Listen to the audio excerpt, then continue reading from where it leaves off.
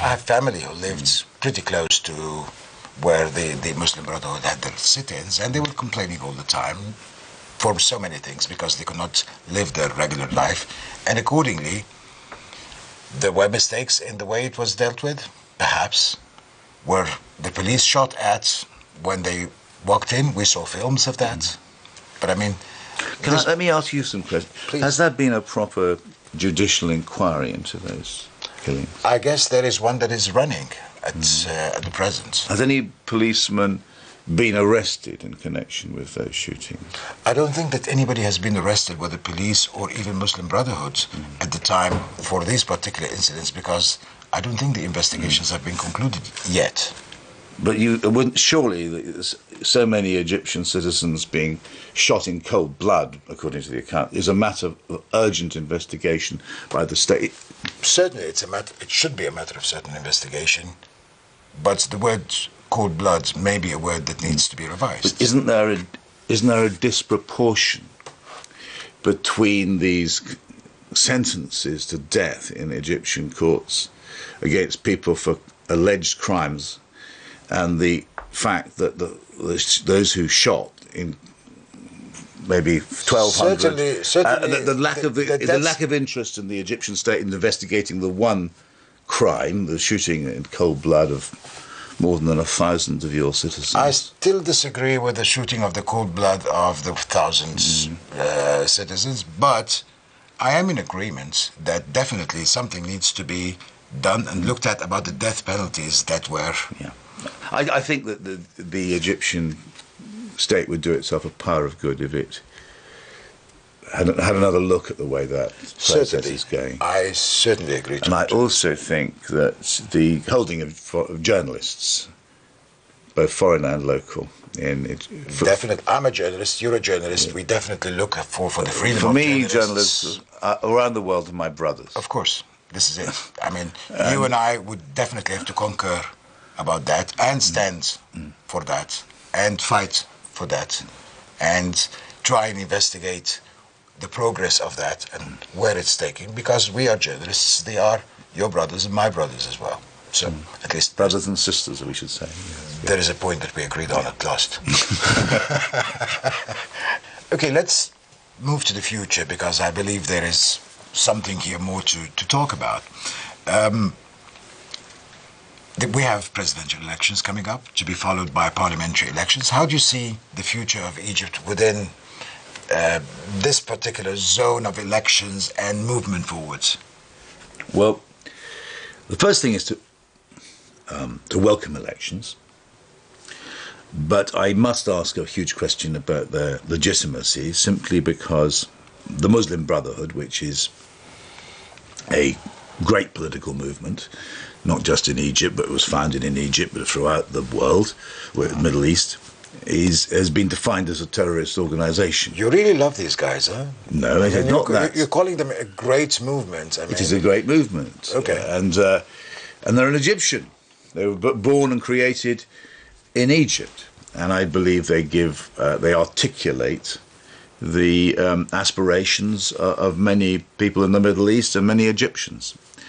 Now, we can argue about how many. Are you really sympathizing with them because they were created by Britain back in the 1920s? Why is this great sympathy for them among all the other different... I mean, you're not that hot about Hamas. Are you hot about Hamas? Hamas was elected in the Palestinian territories. And are they a great movement as well? Well, they're an arm of the Brotherhood, aren't they? And they're considered as a terrorist organization by Britain. Look, of course I can't accept terrorism, but I do accept that Hamas represents the will of a large number of Palestinians. And they are a great movement. I'd say the Muslim Brotherhood is a great movement. How about Hamas? Are they a great movement as well? And they're a part of the Muslim Brotherhood. Look, I condemn terrorism. How about Hamas? I say I condemn terrorism. Do you condemn Hamas? I condemn the acts of terrorism committed by Hamas, as I do acts of terrorism committed by anybody. Including the Muslim Brotherhood? Of course, but I have seen no evidence at all. But you have seen the evidence of Hamas.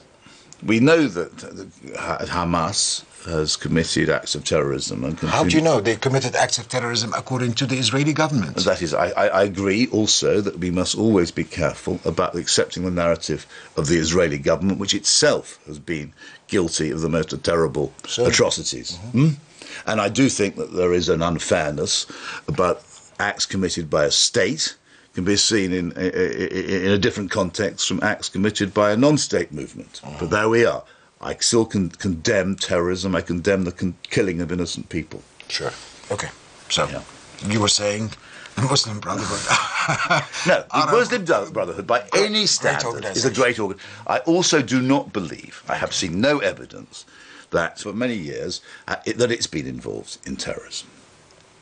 Okay. In Egypt. I mean, I see it as being a pragmatic, a cautious movement, which many of whose leading figures were remarkably brave because they were not allowed to agitate by the military regimes which have run Egypt for so many years. Okay, how about the investigation that's been called for by the British government here? Do you stand against it? I think it's completely mad, yeah. Why do you think the government here has decided to do that? Because I think it's done so because it wanted to please Saudi Arabia. Why is that? I mean, why please Saudi Arabia? Saudi Arabia is terrified of the Muslim Brotherhood because it has its own brand of political Islam, which is not democratic in any way. It has a autocratic royal family. And Muslim Brotherhood speaks for, and this is why it must be part of any political solution in Egypt, very often for the poorest and least advantaged people. It's non-violent in Egypt. What is non-violent in Egypt? Muslim Brotherhood. How do you know? I have seen no evidence of any kind of Muslim Brotherhood terrorism, and I think the allegations are politically motivated and don't carry weight. Why do we come and say these are allegations are politically motivated and these are not allegations and they are proven, even though neither this is proven nor this is proven? I've seen no evidence at all, and I have looked into it. You have looked into it. British government was trying to please Saudi Arabia. I think that, look, I don't know. It's a bit unfair in a way, because to judge motive, we can't be certain of motive. The fact that Sir John Jenkins, the British ambassador in Saudi Arabia, has been put in charge of this investigation makes it appear to me that this is a politically motivated investigation. You can't be we know what the Saudi Arabian regime thinks of the Muslim Brotherhood. They've defined them as terrorists. They regard them as a mortal threat to the legitimacy, I think, of the House of Saud. And if you really wanted to have a serious investigation into the Muslim Brotherhood, you would put a judicial figure, a judge, in charge of such an investigation. To put our man in Riyadh, to put the British ambassador, who has to report to the Saudi court all the time, in charge of this investigation means that it is worthless. Is this corruption on the part of the British government? I would... I've always been careful about the use of words. Okay. But what would the I mean, you've got to notice that the British government has many commercial interests in Saudi Arabia.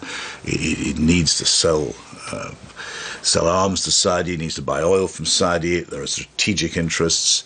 It needs to have a relationship with Saudi Arabia. Was this investigation announced in order to please King Abdullah? I guess it was, but I can't say that for certain. Now that you've said it. But I mean, Britain has strong relations with Saudi, as you just mentioned, and has also strong relations with Qatar. I mean, stronger relations with Qatar. Qatar owns half of downtown London, okay? And you need to please Qatar, and Qatar is one of the staunchest supporters of the Muslim Brotherhood.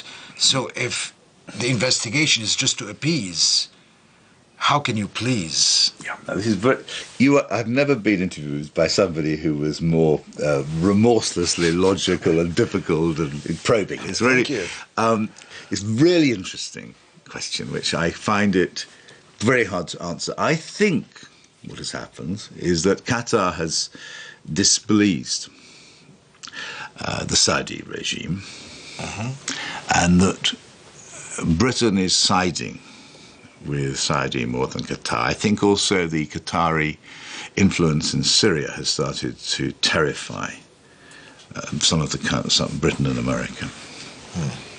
How about all these investments, the Qatari investments in the UK? At the same time, the Qatari seems to own, here we are in London, if you just look, Qatar owns everything, doesn't it? Yeah, I was wondering if I mean, Madame Tussauds. These boxes are Qatari owned. Yes. So, I mean, there is more interest on the part of the UK government to try and not take that move because they know that they displease the owners of many assets in this country. Yeah, I think that they have chosen... I think that there's a little bit of a warning to Qatar. I think that's what's going on also. How about the Turks? Now that we started our conversation with the rotten Ottoman Empire, now Turkey is trying to bring back the Ottoman Empire in its modern format. How do you see that? I think it's absolutely... I think the Middle East at the moment is so profound, so deep, and so many currents. You have so many different projects. You have the Iranian project, you have the Saudi project, you have the Ottoman, the new Ottoman project. And I wonder how wise the Turkish foreign policy has been. You look at Turkey, which has many comparisons with Egypt. There's very strong military, Islamic sort of currents. And you see the decision made by Erdogan to use Turkey as a base for jihadist attacks on Syria. And to use it as a base for the Muslim Brotherhood as well. Yeah. And he's very, very close indeed, isn't he, to the Brotherhood, the Egyptian arm of the Brotherhood. Now, I just wonder sometimes... He supports the Brotherhood even more than you do. I am not a supporter of the Brotherhood. I support democracy. Okay. You keep on putting words into my mouth. Now, I just look at Turkey and I think, what happened to Pakistan when it was used by the West as a base to attack Soviet Russia and Afghanistan? And how, in the wake of the defeat of Russia, the jihadists have turned Pakistan itself into something of a terrorist state. It's attacked the instrument. Terrorists are attacking the state. Now, will there be a heavy price for Turkey for tolerating?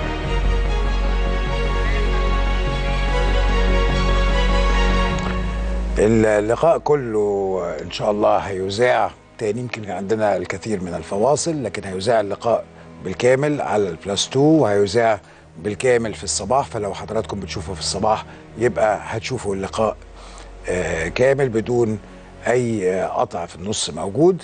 لكن الانطباع الأخير عن بيتر أوبورن إنه محامي للإخوان يمكن أكتر من الدكتور محمد مرسي نفسه، يمكن أكتر من أي حد.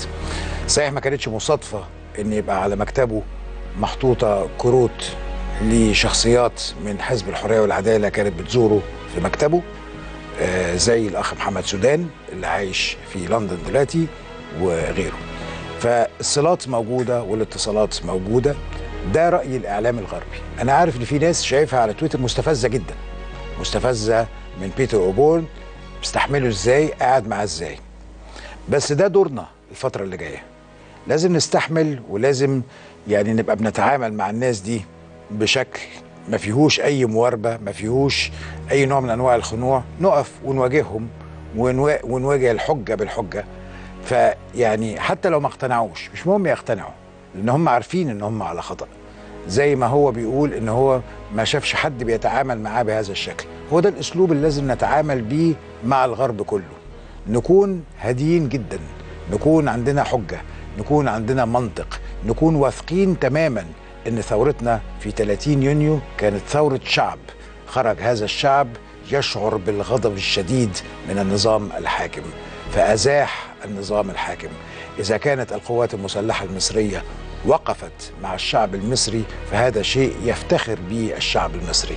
لازم كل واحد فينا وهو واقف قدام الناس دي يقول لهم نحن نفتخر بثورتنا، نحن نفتخر بقواتنا المسلحة، نحن نفتخر بشعبنا المصري. احنا شايفين ان هذا الشعب شعب عظيم سار خطوات طويلة ويستطيع أن يسير الخطوات باقي الطريق، يحقق ما يريد ويقف أمام العالم بقطره وتركيته وبريطانيته وأمريكيته وكل بلاد العالم ويقول لهم نحن والأشقاء نستطيع أن نحقق، نحن والإخوة في العالم العربي نستطيع أن نتقدم، ونحن كشعب مصري لدينا الفرصة ونعرف أننا سنغتنم هذه الفرصة. الشعب المصري عارف كويس قوي إن هو في الأيام القادمة هيخطو خطوة جديدة وقفزة كبيرة نحو تحقيق دولته التي يحلم بها، بدون ما نتأثر برأي غربي، بدون ما نتأثر برأي شرقي، بدون ما نتأثر بأي حد. احنا عارفين طريقنا وهنمشي في طريقنا وهنكمله. أشوفكم بكرة على خير وتصبحوا على خير.